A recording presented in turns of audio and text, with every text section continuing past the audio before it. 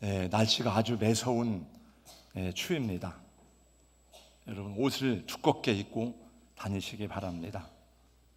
몇 년 전에 부산에 내려갔다가 어느 건물 앞에 크게 쓰여져 있는 광고판을 보고 놀랬습니다. 그때 아마 제가 여러분에게 그 얘기를 했던 것 같아요. 이런 광고판도 있구나. 그 내용은 이런 것이었습니다. 날씨야, 네가 아무리 추워봐라, 내가 옷 사 입나 술 사 먹지.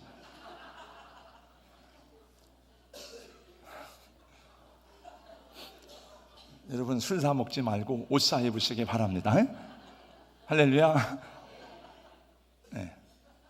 우리 성도들과 옷장 사하는 사람이 있어서 그런 건 아니고 옷을 입으세요. 옷을. 우리 장로님들 정책당에 하는데 우리 가서 다 옷 벗고 하는데 장로님 한 분만 내복을 입으셔가지고 그분이 쑥스럽게 생각하면서 내가만 내복을 입었다 그러길래 저도 내복을 입었습니다.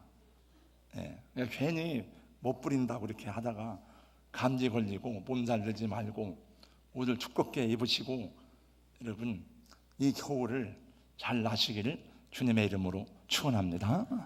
오늘 또 아침에 오니까 우리 집사님 아기가 병원에 입원했습니다. 하여튼 요새 아기들한테 유행하는 게 있대요. 또 어느 집사님은 너무 꼼짝달싹 할 수가 없어가지고 오늘 교회를 못 나옵니다. 이런 소식을 3건이나 들었어요.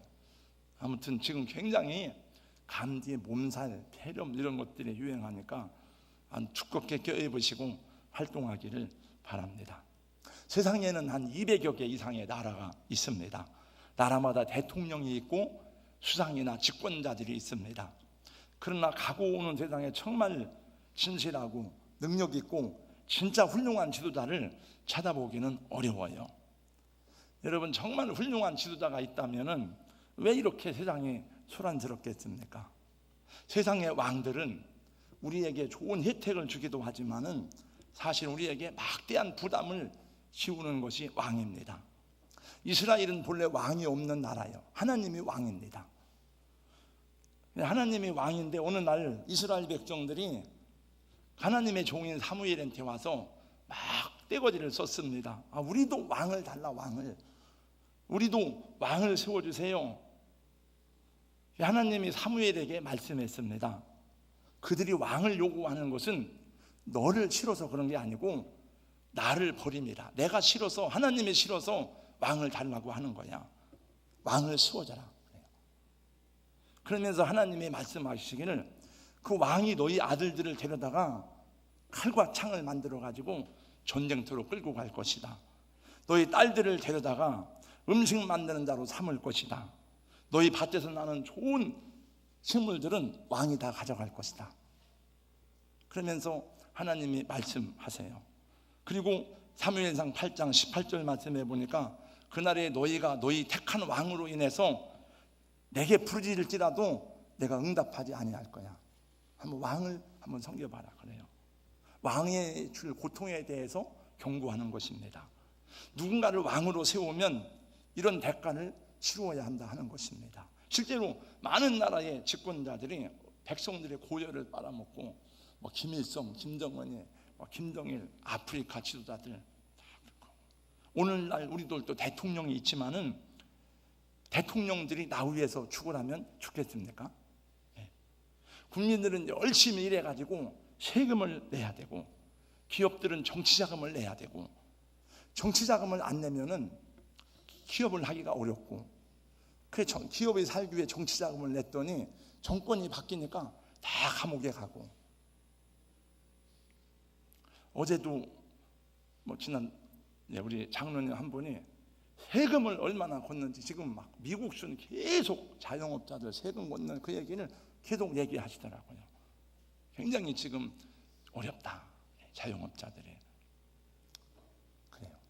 그래서 원래 이 세상의 지도자들은 다 자기를 위해서 그렇게 합니다. 하나님은 진정으로 나를 사랑하고 나를 위해서 죽을 수도 있는 사랑과 지혜가 가득하신 분, 능력이 무한하시지만 온유하고 겸손하신 왕으로 한 분을 보내주셨는데 그분이 바로 예수 그리스도신 것입니다. 여러분, 예수님이 저와 여러분의 왕이십니까? 네. 우리 찬양했잖아. 예수 나의 왕이요. 왕이신 나의 하나님. 정말 하나님이 나의 왕인가? 예수님이 세상에 오셨을 때에 하나님은 왕으로 오신 메시아의 탄생을 여러 사람들에게 계시해 주셨습니다. 우리 지난번 말씀 들을 때도 시몬과 안나 선지자 이런 분들을 계시해 줬는데 그 중에 하나가 동방 박사들이에요. 오늘 말씀해 보니까 동방의 박사들이 이랬어요. 영어 성경에 보니까 와이즈맨, 지혜자다, 현명한 자들이다. 이게 헬라어로는 마고이란 뜻입니다. 여기서 그럼 동방 박사들이 어디서 왔을까? 이 사람들은 유대인들이 아니거든요. 근데 일반적인 역사학자들은 거기가 다 페르시아에서 왔다고 말합니다. 그러니까 이 사람들은 박사인데 무슨 박사냐? 박사도 박사의 종류가 있잖아요. 공학 박사, 의학 박사, 이학 박사, 다 신학 박사, 다 박사가 있는 무슨 박사들인가? 이 사람들은 천문학자들입니다. 그러니까 정확하게 말하면 고대의 별을 보고 국가의 장래나 운명을 예측하고 연구하는 점성술자들이에요. 좋게 말하면 천문학자고 실제로는 점성술자들입니다. 하늘을 보고 나라의 운명과 왕의 자문관 역할을 하는 사람들인데 옛날에는 이 박사들이 그런 일을 많이 했습니다. 그러니까 이런 의미에서 이 사람들은 과학적인 사람들이고 정치적인 사람들이고 또 종교적인 사람들입니다. 어떻게 이 사람들이 메시아가 태어날 걸 어떻게 알았을까요? 어떻게 이 사람들이 성경을 알고 지금 마냥 성경이 다 번역돼 가지고 모든 나라에 증거된 게 아닌데 어떻게 이 사람들이 하나님의 메시아를 보낼 줄 알았을까요? 그 의문은 구약 성경 다니엘서를 보면 풀리게 됩니다. 이스라엘 백성들이 멸망할 때에 바벨론에서 이스라엘의 왕족과 귀족들을 젊은 사람들을 다 잡아갔습니다. 그 중에 다니엘은 명철하고 지혜가 있고 하나님의 사람으로 아주 명석한 그 두뇌를 가졌을 뿐만 아니라 하나님이 그에게 계시를 많이 주셨어요. 그래서 얼마나 명철한지 여러분 다니엘서에 보니까 느부갓네살 왕이 다니엘을 모든 사람들을 위해 박사들을 위해 박사의 어른으로 삼았다는 말씀이 2장 48절에 나옵니다. 다니엘은 바벨로니아에서 총리가 되었을 뿐만 아니라 박사의 지도자가 되었어요. 그 성경 구절을 그때 맞게 띄워주세요. 제가 다 박사의 어른 되었다. 그때 맞게. 이게 이 천문학자의 우두머리가 된 겁니다. 여러분 다니엘은 하나님을 경외하는 사람인데 그 느부갓네살 왕도 다니엘을 보고 하나님을 경배하고 하나님을 찬양하는 내용이 나와요. 하나님을 가리킨 거예요. 이 사람. 자기가 대장이니까 우두머리니까. 바벨론이 멸망하고 페르시아가 다시 세계를 다스렸을 때에도 페르시아 때에도 이 다니엘이 계속 관직에 있게 됩니다. 그러면서 계속 그 일을 하게 돼요. 그러니까 다니엘을 통해서 성경을 배우고 하나님의 예언을 배운 사람들이 계속 그것을 전하고 그런 거죠. 그 시대가 적으로 볼 때 불과 오랜 차이가 아니니까. 그리고 그 다니엘의 예언을 통해서 받은 박사들이 그러면 인류를 구원할 메시아가 온다는 말인가? 그걸 생각하는 거죠. 연구하고. 여러분 모든 인간은 제가 보니까 짐승하고 다른 게 뭐냐 하면 인간은 생각하는 존재이기 때문에 다 종교를 가지고 있습니다. 소크라테스도 플라톤도 아리스토텔레스도 사실은 다 진정한 구원이 뭘까? 이 땅에 참 구원자는 누구일까? 예수님 전에 있는 사람들이기 때문에 예수님을 만나지는 못했지만은 그걸 고민하고 고뇌했던 사람들이에요. 이 사람들이다. 이 박사들도 마찬가지예요. 근데 하나님이 그들에게 메시아가 탄생하는 별을 계시해 준 거예요. 또 하나님은 일찍이 이방 선지자 발람을 통해서 메시아의 탄생을 알리는 별이 야곱 족속에서 나올 것이라고 예언했습니다. 하나님은 구세주의 출현을 사모하며 기다리던 이 진실한 동방의 구도자들에게 메시아의 탄생을 알리는 별을 보여준 거예요. 그래서 그들이 그 별을 따라서 강을 건너고 산을 넘고 물을 건너가지고 이 베들레헴, 유대 땅 베들레헴까지, 예루살렘까지 온 거예요. 이 하나님의 은혜를 사모하는 사람들이고 구원의 진리를 사모하는 구주자들인 것입니다. 하나님이 그들에게 계시의 영을 준 거예요. 계시의 벌을. 별 따라온 거예요. 동방의 저 박사들 귀한 예물 가지고 산을 넘고 물을 건너 별 따라왔도다. 그래서 그 동방의 박사들이 수만리 별 따라서 그 위험을 무릅쓰고 여기까지 온 것은 옛날에 차가 있습니까? 비행기가 있습니까? 낙타를 타고 왔거나 걸어왔거나 그렇겠죠. 그 목적이 무엇이었나요? 2절에 보면 그 내용이 나옵니다. 2절을 다 같이 함께 읽어보겠습니다. 다 같이 시작. 유대인의 왕으로 나신 이가 어디 계시냐? 우리가 동방에서 그의 별을 보고 그에게 경배하러 왔노라. 아멘. 우리는 그에게 경배하러 왔습니다. 유대인의 왕으로 나신 이가 어디 있습니까? 여기서 유대인의 왕이란 것은 하나님이 구약에 왕으로 보낸다 그랬잖아요. 왕으로. 우리가 그에게 경배하러 왔다. 박사가 되려면 계산해 보니까 최소한도 20년 이상 걸리더라고요. 빠른 단꽃으로 하면 22년 걸려요. 그럼 박사가 되면 공부도 많이 하고 사회적으로 신분도 있고 명예도 있고 또 존경을 받습니다. 근데 이 동방의 박사들은 명예와 지혜와 학문과 직업의 마지막 목적으로 왕에게 경배하는 것을 선택하였다 하는 것입니다. 주님을 경배하기 위해서, 구세주를 예배하기 위해서 그들의 모든 것을 들여서 여기까지 온 것입니다. 메시아로 오신 왕을 경배하는 것보다 더 큰 그들의 목적이 없고, 구세주로 오신 그들을 예배하는 것보다 더 아름다운 영광이 없다고 그들은 생각한 것입니다. 그렇지 않았더라면 이 동방의 박사들이 그렇게 위험한 수만리 여행길을 떠날 리가 없을 것입니다.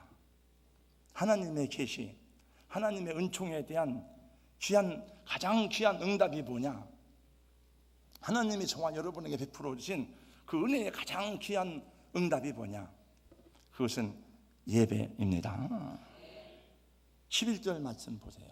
집에 들어가 아기와 그 모친 마리아와 한때 있는 것을 보고 엎드려 아기께 경배하고 보배압을 열어 황금과 유황과 몰락을 예물로 드리니라. 그들은 예수를 연구하기 위해서 이 먼 길을 온 것이 아닙니다.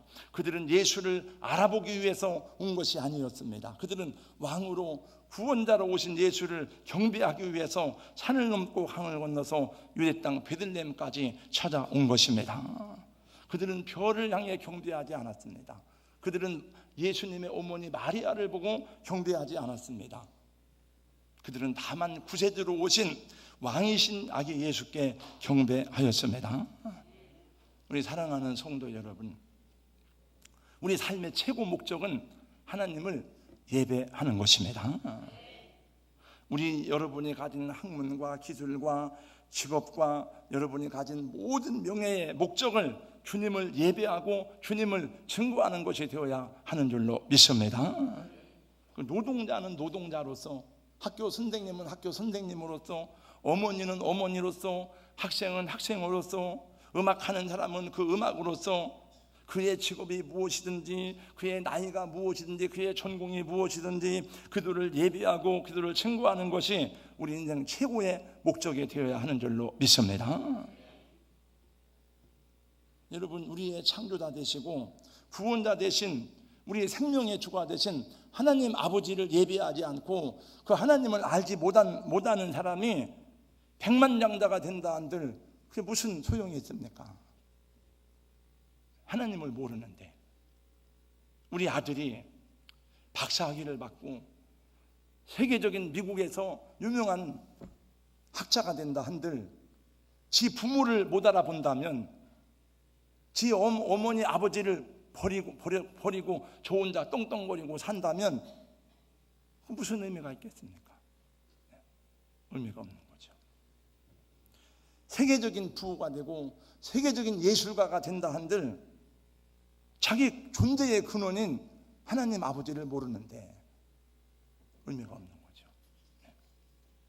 저는 오늘 이 시대에는 더더욱 우리 그리스도인들이, 저와 여러분들이 정말 더 깨워서 더 기쁨으로 더 감사함으로 하나님을 찬양하고 예배해야 된다고 믿습니다. 왜냐하면 우리 주변에 하나님을 조롱하는 일들이 너무나 많아.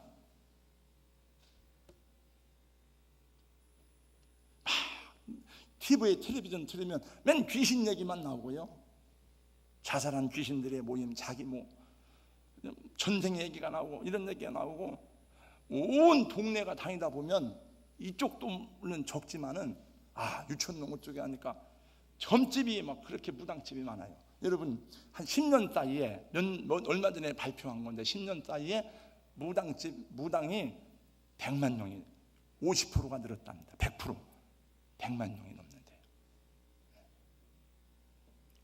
맨 대학 교수들이 성추행하고 자극적이고 이런 얘기들밖에 안 들어요. 보고 듣는 것이 다 그런 거예요. 무당과 점쟁이는 복을 줄 수가 없습니다. 무당은 귀신을 섬기잖아요. 제가 한 얘기만 하겠습니다.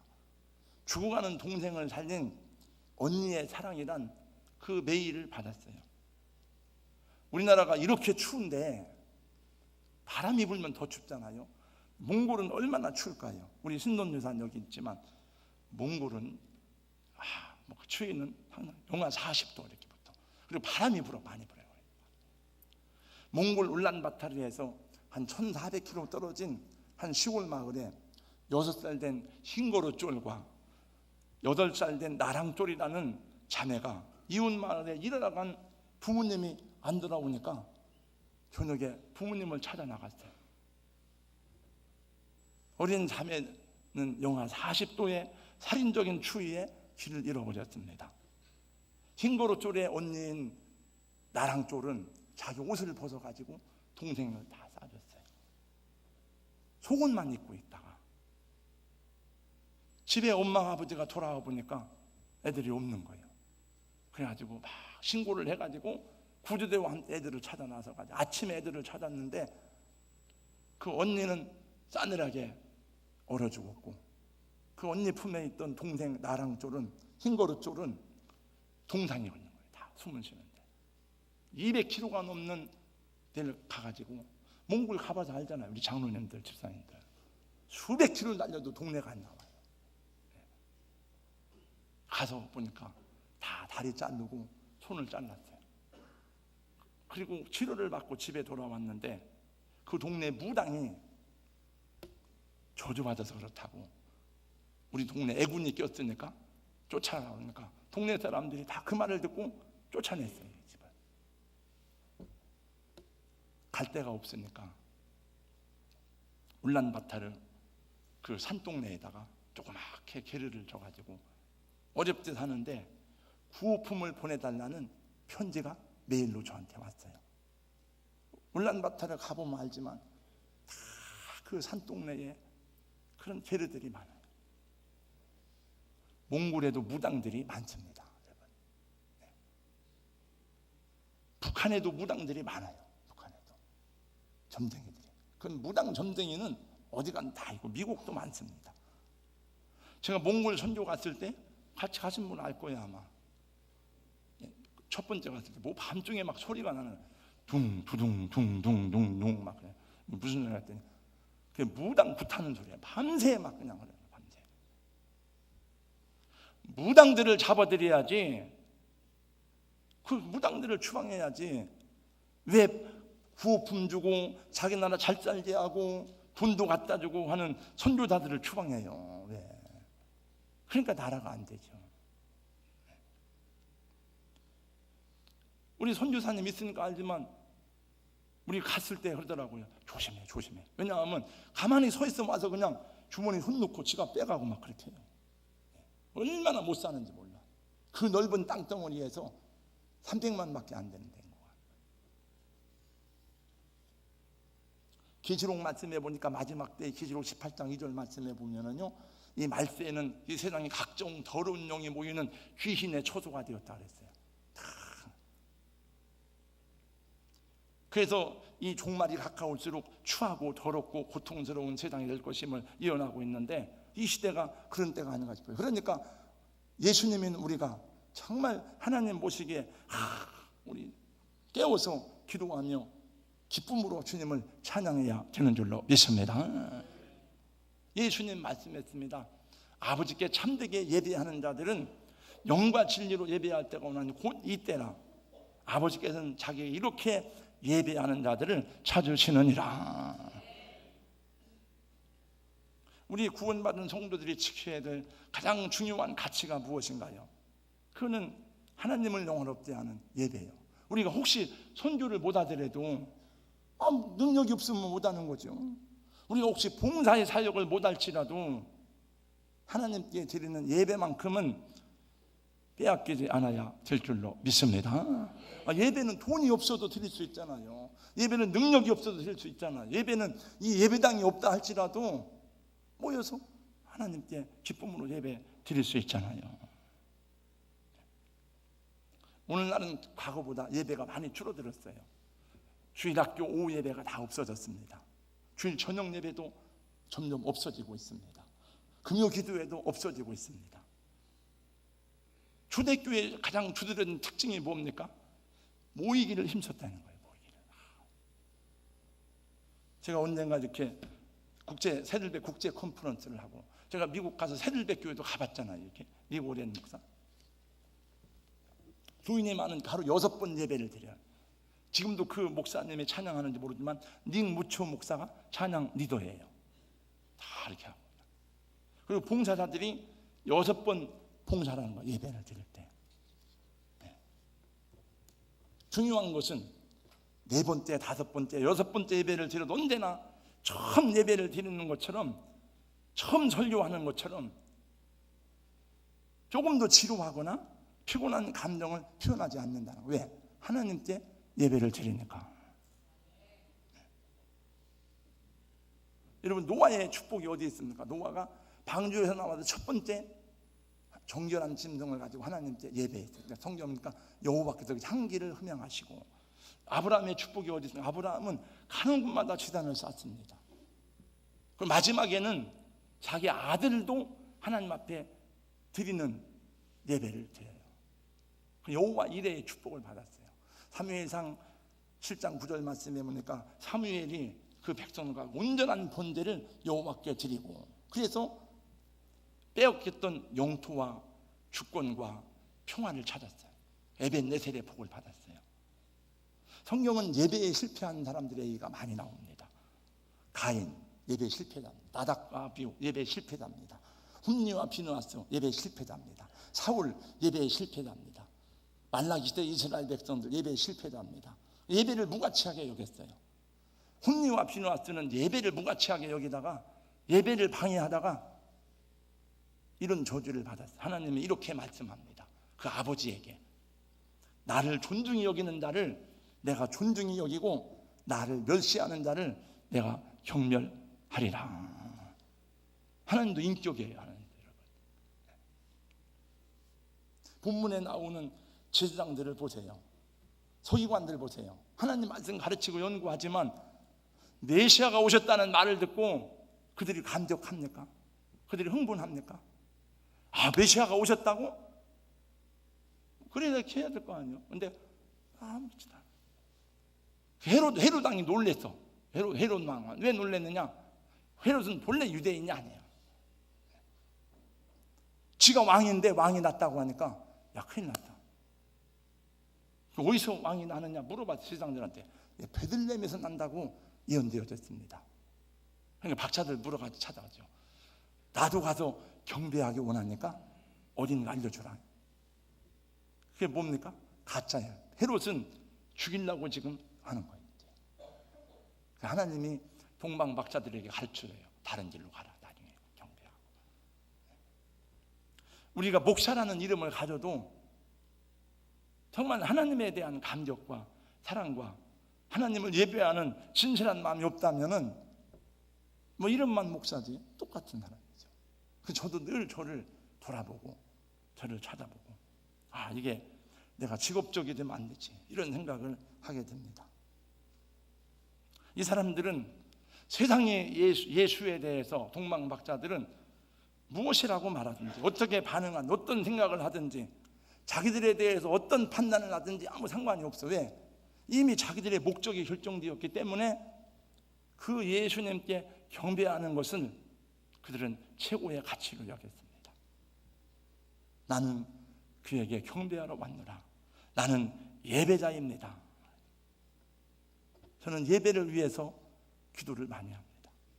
오늘 말씀을 새벽 기도하고 또 이 말씀을 다시 끝난 다음에 보고 하면서, 그러면 목사님 뭐 어떻게 예배를 드리라는 거예요? 뭘 어떻게 하라는 거예요? 그러면 뭐 시간을 잘 지키라는 거예요? 헌금을 많이 하라는 거예요? 옷을 깨끗하게 입고 오라는 거예요? 뭐 찬양을 열정적으로 부르라는 거예요? 물론 그런 것도 포함이 됩니다. 우리가 뜨겁게 찬양하고 예배 시간 떼먹지 않고 축복하지만은, 근데 제가 또 그런 행복 아카데미 하면서 받은 영감하고 연결이 됐어요. 아까 이 찬송가도 거룩한 밤, 고요한 밤, 왜 가사를 바꿨는지 모르겠습니다. 옛날에 왕이 나셨다, 왕이 나셨다. 왜 예수님을 왕이라고 했을까? 왕은 뭔가? 왕이 뭡니까? 왕은 계시록에도 보니까 예수님을 보고 만왕의 왕이시오 만주에 주어지는다. 왕은 주권자잖아요. 왕은. 그러면 예수님이 주권자구나, 예수님 왕이구나. 예수님을 왕이라고 할 때 나는 왕이 아니에요. 나는 그 밑에 종입니다. 종. 근데 여러분, 창세기 말씀해 보니까 사탄이 아담과 하와에게, 뱀이 아담과 하와에게 유혹한 게 뭐냐 하면, 너도 이 선악과를 먹으면 너도 눈이 밝아져 하나님처럼 된다. 그 사람들은 다 자기가 왕이 되려고 그래요. 우리 장로님은 왜 대통령이 안 됐습니까? 장로님 대통령이 안 된 것은 역량이 안 되니까 안 된, 능력이 안 되니까 안 된 거죠. 왜 집사님은 대통령이 안 됐어요? 능력이 안 되니까. 만약에 능력이 되면 하겠어요, 안 하겠어요?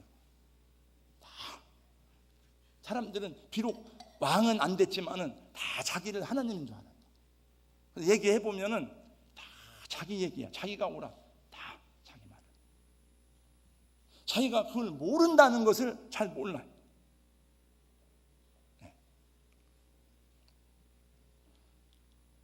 제가 요새 서양 철학사를 공부하는데 100만 원짜리 강의라고 그래. 10번 강좌에.